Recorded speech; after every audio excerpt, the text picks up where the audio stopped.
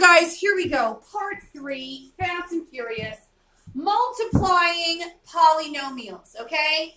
And then we'll go on to factoring, okay? Multiplying polynomials and writing our answers in standard form. So we have 3 examples of multiplying. So here we go.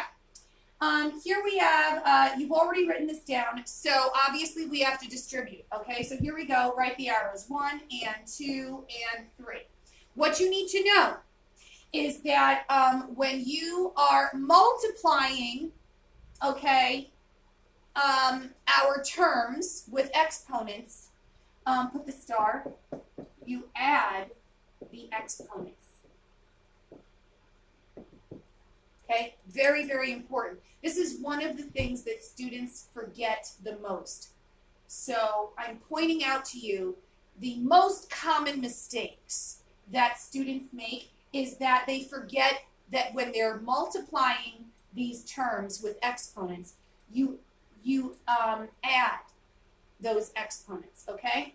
So here we go. So a negative x cubed times a positive 9x to the 4th will give you a negative 9x to the 7th because 3 plus 4 is 7. Negative x cubed times a negative 2x cubed is going to give you a positive 2x to the 6th power because 3 plus 3 is 6. Okay, and a negative x cubed times a positive 7 is going to give you a negative 7x cubed. And guess what, you guys? This is already written in standard form with our highest exponent leading first. So nothing to correct there. That's our final answer. We will do more examples in class, but just for the video purposes, I'm just going to do one example of each, okay? So that's multiplying a monomial to a trinomial. Now we're going to do our next example of multiplying a binomial to a trinomial. Let's see if I can do this. No, I cannot. So let's just go back up. Here we are. All right. Okay, you guys. So let's write down this example, okay? Now, in this example, what I want you to know is it's completely up to you, okay? Whether you do your distributive property from the trinomial to the binomial, but I'm here to get you to the correct answer the quickest and easiest way possible, and I'm a left to right kind of a gal, okay? So, you guys, I'm going to rewrite this with the binomial leading first, okay? You're going to get the same answer anyway, all right? So, let's do that. 2x minus 7 and then 3x squared plus x minus 5, okay? So, whether you work with it like this or work with it like this, you're going to get the same answer anyway. But if you lead with, okay, the binomial first, then you'll only have to distribute twice, okay? So we're going to take this first term and distribute it to all 3 terms in the second polynomial, our trinomial. So let's do that first, okay? And we have attention to detail, you guys. If you're not detail-oriented, you're going to have to get with the program, okay, and keeping ourselves organized. This is not something that you can do mental math for. You actually have to work it out and try not to do the shortcuts, okay? So 2x times 3x squared gives me 6x cubed because 2 times 3 is 6. And 1 plus 2 is 3. Remember, when we multiply with our exponents, when we multiply, we add those exponents. 2x times x gives me plus 2x squared because 2 times 1 is 2 and 1 plus 1 is 2. And then we have 2x times a negative 5, which is negative 10x.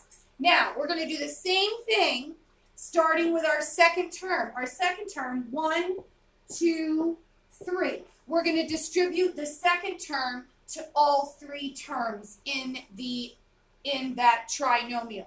Exactly the same way.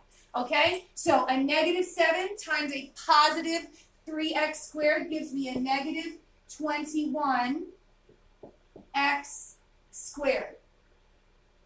Okay? And now a negative 7 times a positive x gives me a negative 7x.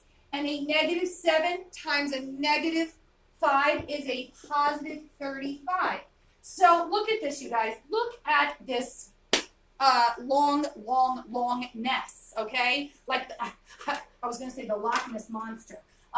But, you know, long polynomial expression here that we have to combine like terms to simplify, also making sure that we write it in what? Standard form with the highest exponent leading.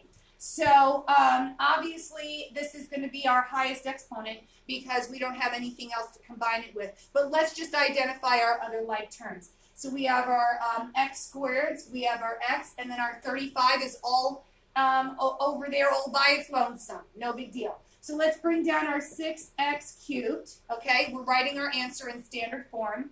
We have our positive 2x squared and our negative 21x squared, which gives us a negative 19x squared. So we're going to cross them out as we go so that we know that we've already used them. We have a negative 10 and a negative 7, which is a negative 17x. Cross it out. And then finally a positive 35. And you're done. Yes, this whole thing is your answer. Okay? So that was example 2 for multiplying. We only have 3 examples. We're going to do a binomial times a binomial now for our last example, which I know that you know is what? What have we called it in the past? Which I hate. It's called FOIL. I absolutely hate it, but you know, it is what it is. If that's what you remember, I'm totally fine with that. It works. No big deal. No hang-ups. Okay? So go ahead and write down this example. We have a binomial times a binomial.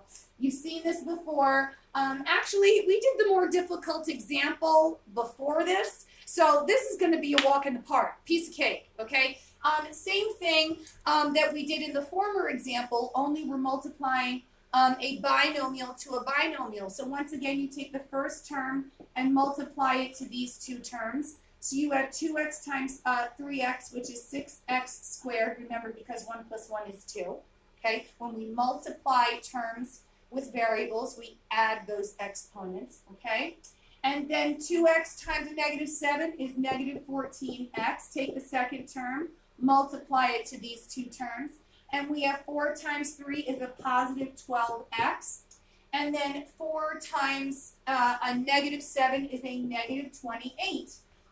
So the only two terms that we can combine here to simplify is our two middle terms, totally fine. Again, writing it in standard form, leading with the highest exponent first. We have 6x squared, a negative 14, and a positive 12 gives us a negative 2x. Bring down our negative 28.